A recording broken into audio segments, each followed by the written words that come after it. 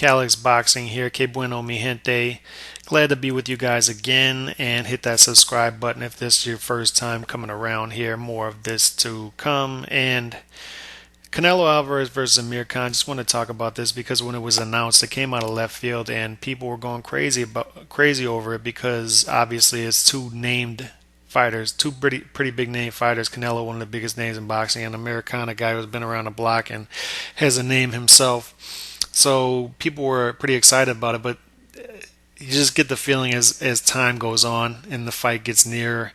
Usually it's the opposite. Usually the underdog starts to gain some momentum and the betting odds get a little closer, but it just seems like it's going the opposite direction because the more people just think about this fight, they really think about the fight, and they notice that Amir Khan's a guy who's been knocked out twice pretty brutally by guys who hit with a lot less power than Canelo Alvarez. Canelo Alvarez, a big guy at 155. Amir Khan stepping up in weight, 8 pounds over what he's fought so far in his career. Big step up for him, and he's fighting the best guy at 154, if you want to call Canelo 154. I don't know what you would call Canelo at this point. He's got his own little weight class at 155. But it's a terrible matchup for Amir Khan. I mean, they're going to have to scrape Amir Khan off the canvas because this has knockout written all over it. This has middle round knockout written all over it. It really does, if not earlier. I just don't see how Khan, with that weak chin, can handle Canelo's power. I really don't envision any scenario in where I can see Khan.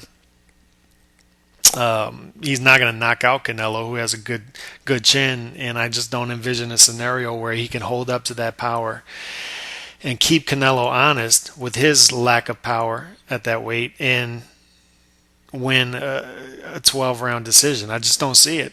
I don't see it at all. And props to Khan. Don't mistake my tone. Khan, props to him for taking this fight, for daring to be great. Very few fighters do it these days. And you're talking about a guy who's fought Maidana, Judah, Peterson, Garcia, Alexander, Algieri. So he's been in there with guys. He's called out the Mayweathers and the Pacquiaos, hasn't gotten those fights, and he wants to be great. He wants to fight the best fighters out there. We need more of that in boxing. And Khan should not be penalized for losing this fight, which I believe he will. And I believe he'll lose this fight one-sidedly. But he shouldn't be penalized for that because he is the one stepping up. And for Canelo, to me, this is a lose-lose for him. If he loses the fight, obviously it's a lose. But if he wins the fight, I just don't think he should get too much credit for it. To me, he's trying to pick apart the 147-pound division from 155. I mean, what do you get? When I see this fight and I see Canelo's trainer say, we're not ready for 160 yet, not for another 2 or 3 fights. So I asked myself, what is the plan then? Because there's nothing really at 154. I mean, they have a pretty much, if we're being honest, they have a bunch of humdrum, boring fighters at 154. So is he just going to stay at 155 or whatever weight he's going to fight at between 154 and 160? Hold on to some belts and pick off guys coming up from welterweight? Is that the plan?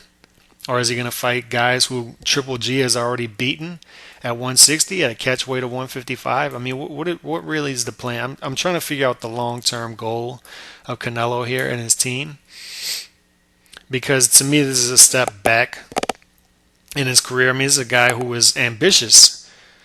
He fought Cotto.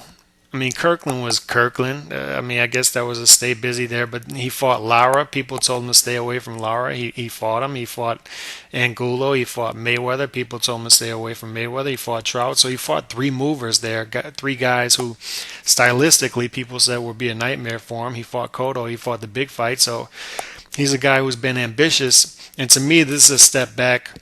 What he's doing now is a step back to where he was earlier in his career, when he was fighting much smaller guys like Josesito Lopez and Ryan Rhodes and Matthew Hatton, guys who really didn't belong in the ring with him.